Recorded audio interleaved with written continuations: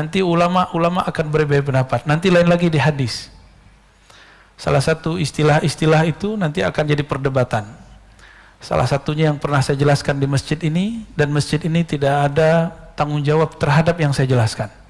Ya, mungkin teman-teman ada yang bertanya dari kemarin mengenai hadis akhir zaman, min asyratis sa'ah, di antara ciri-ciri kiamat, ay yaksural jahal, banyak kejahilan, zahir kefasikan, banyak kemudian hal-hal tidak senonoh, wa yaqillur rijal wa taksurun nisa, perempuan sedikit, laki-laki banyak. Lalu saya di sini menyampaikan dan saya katakan masjid ini tidak bertanggung jawab dengan pandangan saya. Jadi kalau ada yang nanti mengatakan, oh masjid RMJ tidak ada kaitan dengan itu. Itu mutlak adalah tanggung jawab saya. Jika salah, saya minta ampun kepada Allah. Jika benar, nanti kita lihat saja nanti ke depan. Kan Imam Mahdinya belum ada, belum muncul. Ya, apa kata Nabi? Ini bahasa Arabnya, li khamsina.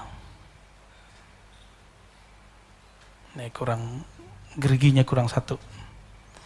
Apa ya? Imra'ah al-qayyimul wahid. Ini istilah ini bisa diperdebatkan. Barangkali saya keliru di sini, bisa jadi benar, bisa juga. Nah, nanti di mana saya kelirunya, nanti saya sendiri juga baru sadar kemarin. Ya, sebenarnya sudah sadarnya lama, dikritik orang, tapi saya kemudian yang mengkritik orang paling dekat saya sendiri. Kok kamu memahaminya begitu? Li khamsina,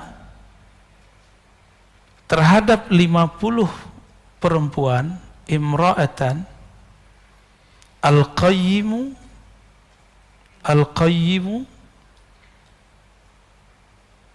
yang qayyim, wahid, satu orang laki-laki.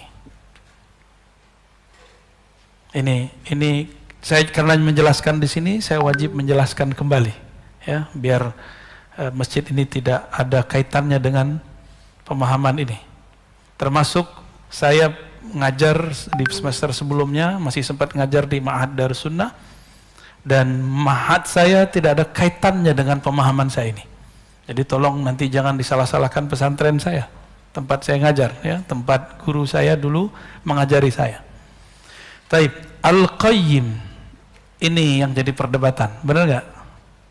Ya, ini yang jadi pertanyaan. Satu laki-laki, 50 perempuan. Udah sering dengar kan dari kecil? Bayangannya apa? 1/50 itu yang terbayang dalam pikiran saya, kata qayyim waktu itu menikahi. Bisa jadi salah. Kenapa saya mengatakan menikahi? Karena di Quran ada kalimat qawwamuna, ar-rijal qawwamuna 'alan nisa. Laki-laki adalah pemimpin tulang punggung perempuan. Ternyata ini jadi sumber masalahnya. Karena perbedaan istilah. Bisa jadi istilah di Quran itu berbeda dengan yang di hadis. Berarti saya salah. Gitu. Saya ceklah riwayat-riwayat. Ternyata tidak ada yang mendukung masalah ini. Baik pro ataupun kontra, karena memang nggak ada lagi riwayatnya. Kalau di riwayat lain cuma disebutkan 40. Di riwayat Imam Muslim ada 50, ada 40 seingat saya.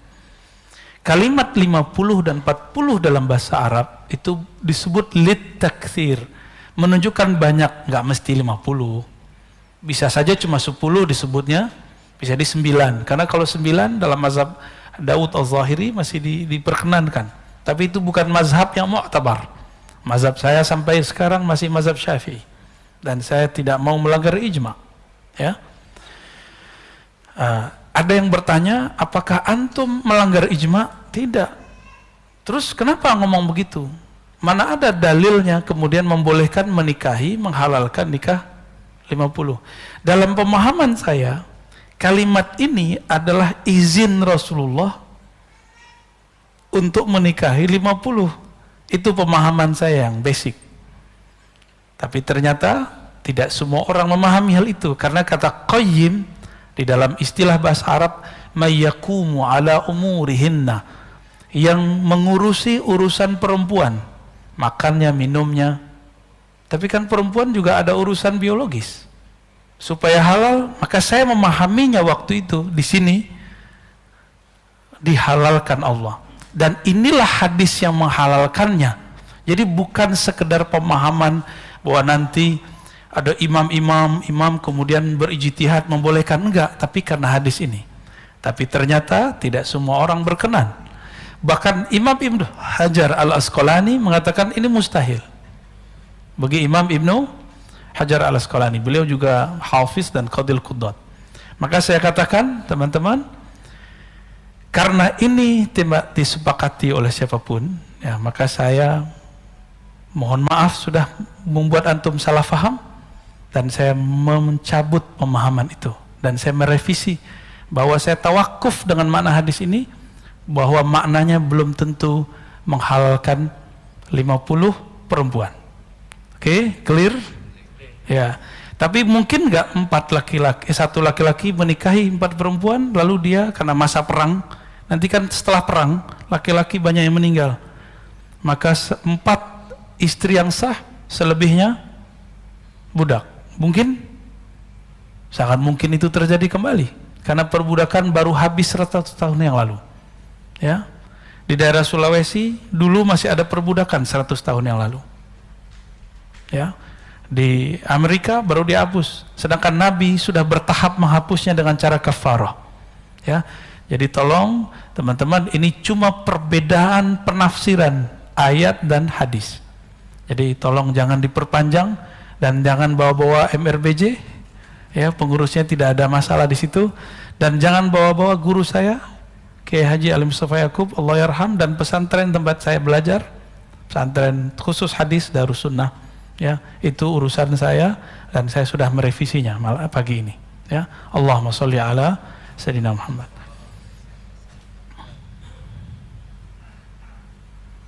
Dan dulu di masa-masa terdahulu, pernahkah ada Nabi menikah lebih dari 4, dari 9, 10? Hatta Nabi sendiri 11 istri. Nabi Daud disebutkan di Quran 100 istri, 99 tambah 100. Berarti di syariat terdahulu pernah ada. Dengan hadis yang tadi, pemahaman saya dulu, boleh jadi syariat itu dikembalikan. Namun tidak semua ulama kita membahas itu dan memang tidak berkenan.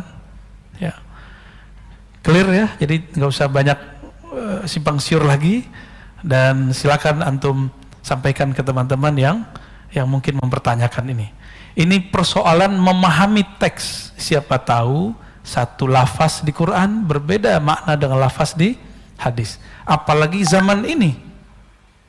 Apalagi zaman ini. Jarak kita dengan baginda Rasul sallallahu alaihi wasallam sudah 1443 tambah berapa tuh? Tambah beliau di Madinah, tambah beliau di Mekah. Baik. Kapan kehinaan akan muncul? Ketika ketamaan bersemi di dalam diri. Ya, ala bidri tama'in, jika ini disemaikan ketamaan. Enggak dibersihkan, justru malah disemaikan. Nah, ini yang kemudian jadi catatan Imam Ibnu Athaillah As-Sakandari, jangan pernah sama sekali merawat ketamaan. Sifat tamak jangan dirawat, gitu maksudnya.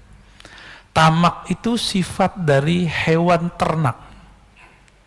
Makanya hewan ternak itu hina.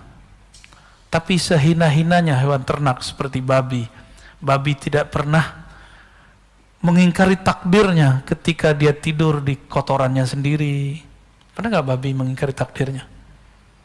Tidur di kotorannya sendiri. Bahkan nggak ada makanan, dia makan kotorannya sendiri. Itu babi pernah protes nggak? Jadi kita ini untuk masalah takdir kalah sama babi. Itu perkataan Imam Sya'rani. Anjing, kata Imam Sya'rani, anjing itu galak tapi tidak tamak. Kata beliau, guruku salah satunya adalah si guguk alias anjing. Maksudnya apa? Saya bingung. Karena dalam pikiran alam bawah sadar orang Indonesia khususnya, anjing itu najis karena mazhab Syafi'i. Tapi ternyata di mazhab Maliki tidak. Di mazhab Maliki anjing tidak najis. Kata Imam Sya'rani, lihatlah apabila anjing makan, itu dia kalau sudah kenyang, walaupun dagingnya masih banyak, daging yang dia santap masih banyak, dia tinggalkan. Dia nggak bawa tabungan buat besok gitu, bekal buat besok. Ada nggak anjing begitu? Maka segalak-galaknya anjing, anjing tidak tamak. Kita sudahlah galak, emosional, rakus, tamak lagi. Nauzubillah min dzalik. Semoga Allah menyembuhkan ketamaan di dalam diri kita semua. Amin ya rabbal alamin.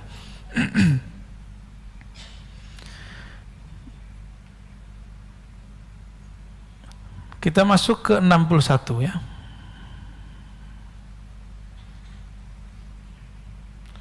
Ma qadaka syai'un mislul wahmi. Ma qadaka syai'un mislul wahmi. Tidak adalah yang mengikatmu, lifestyle, gaya hidup. Ini mainnya di sini ya. Ma, tidaklah, qadaka, mengkaitkanmu, menarikmu, syai'un, sesuatu pun, mislul waham, yang lebih deras, lebih kuat daripada waham. Waham itu apa? Nah, ini kalau kita buat ilustrasinya, yakin. Yakin itu udah paling tinggi. Pertengahan namanya syak. Apa arti syak? Ragu. Di bawahnya namanya waham. Jadi ini 50% dari 0 sampai 50 disebut dengan waham. Pikiran, asumsi tentang sesuatu yang lemah, bahkan di bawah syak, tapi kemudian jadi was-was. Bentuknya nanti was-was. Atau kata-kata orang. Hati-hati. Apa kata orang gitu? Pernah begitu nggak? Apa kata orang kalau aku ke masjid pakai motor? Apa kata orang kalau apa kata orang? Kalimat itu padahal orang nggak pernah ngomong. Ya, benar nggak? Saya pernah pakai motor ke sini kan, malah disamperin. Wah, Ustadz, malah digituin. Motornya motor Beat lagi, badan kita segede gini. Malah dipuji-puji ya. Saya kaget, saya nggak mau dipuji. Ya, nggak akan ada, teman-teman. Kata orang itu tidak akan pernah sebenarnya mempengaruhi persepsi orang lain terhadap kita. Maka di atas syak inilah harus kita bangun dengan ilmu dari 51 sampai 100. Kalau 100 itu hakul yakin namanya, atau yakin. Ini yang harus kita bangun. Gimana cara membangunnya? Mesti berilmu. Enggak cukup dengan zikir. Saya sudah banyak ketemu ahli zikir tapi was-wasnya tinggi. Lagi zikir pikirannya kemana-mana. Kenapa? Karena kalau zikir main sendiri, kan pegang sendiri, hitung sendiri, sebut sendiri. Bingung apa yang mau dibayangkan. Kan Allah nggak boleh dibayang-bayangin. Benar nggak? Maka lebih enak, wirid yang paling hebat itu wirid ilmu. Ilmu yang paling tinggi, ilmu mengenal Allah. Ilmu mengenal Allah tidak mungkin kecuali lewat mengenal diri.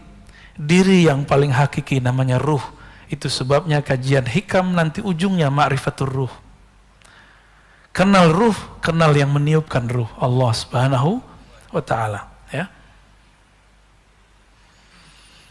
Maka mulai pagi ini, coba mulai kalau zikir la ilaha illallah, katakan tidak ada tempat aku menggantungkan harapan kecuali Allah. Tidak ada yang memandang kolbuku kecuali Allah. Yang memandang kolbu kita, perasaan kita cuma Allah. Hatta pasangan belum tentu memperhatikan perasaan kita. Anak-anak belum tentu memperhatikan perasaan orang tuanya. Untuk apa orang tua buat rumah besar-besar? Supaya nanti tua bareng dengan anaknya. Tapi ketika anaknya besar, anaknya buat rumah sendiri, gede juga, mikir sama lagi. Itulah anehnya manusia. Sudah kejadian setiap masa begitu, tapi kok masih diulang. Ini anehnya manusia. Pernah lihat rumah tua, bagus, zaman-zaman dulu. Kebayang nggak rumah tahun 50-an, 60-an, itu gede-gede. Tapi sekarang jadi hancur. Nggak ada penghuninya, malah jadi horor. Jadi cerita-cerita horor. Mau bikin rumah horor lagi. Ya. Jadi jangan ngikutin lifestyle, kata orang. Dan di dalam teks yang lain beliau di Hikam mengatakan min jahlil murid, ciri-ciri orang yang benar-benar jahil. Ayyatruka, dia meninggalkan yakinan ma indah, keyakinan yang ada di dalam dirinya. Kira-kira begitu kalimatnya, saya ingat. Karena apa? Karena kata-kata orang. Karena kata-kata orang. Apa yang membuat public figure di Korea Selatan bunuh diri? Karena nggak taat dihujat di sosial media. Karena kolbunya menggantung kepada wahamnya. Nah, waham ini hanya bisa dihancurkan dengan kalimat la ilaha illallah dan Allah. Allah itu diulang terus di kolbu. Maka perlu talqin zikir di situ. Carilah mursyid-mursyid ya, yang bisa mentalkinkan zikir. Semoga Allah membersihkan kolbu kita dari waham. Ya. Dan saya dari dulu mengatakan cari di luar. Karena saya tidak terima baiat. Meskipun sesekali saya terima talqin. Cuma itu tergantung mood. Mood itu kalau bahasa tasawufnya hal. Ya, kondisi rohani. Kalau kondisi rohaninya oke, kita kasih. Ini Pak Bambang berapa lama nunggu? Ada setahun. Nggak saya kasih. Tahu-tahu lagi nggak ada mengapa-ngapain, kita talqin. Dan dia merasakan nikmatnya. Ya. Antum sholat. Yang bisa merusak sholat itu waham. Waham itu yang nanti melahirkan khayal. Khayalan ini yang mengganggu pikiran dalam sholat. Sholat, tapi kepikiran, motor dikunci apa enggak? Mobil dikunci apa enggak? Itu dari waham.